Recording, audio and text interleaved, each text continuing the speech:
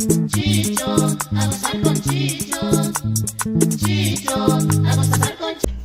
Chicho en la nevera, déjame ver qué tenemos aquí. Oh, mira, jamón de pollo.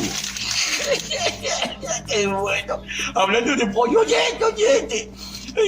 Hay un pollo que estaba llorando, un pollito, y le pregunta a un puerco, ¿por qué llora, pollito? Dice que a mi mamá la invitaron a un sancocho esta mañana y no ha regresado. ¡Qué bueno!